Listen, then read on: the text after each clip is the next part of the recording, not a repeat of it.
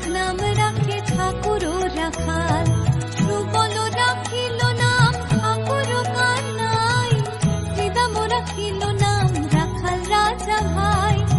ননী চোরা নাম রাখে যতে গোপিনী, কালো সোনা নাম রাখে রাধা বিনোদিনী, কুবজা রাখিল নাম পতিত পাবন হরি, চন্দ্রাবলী নাম রাখে মোহন বংশীধারী।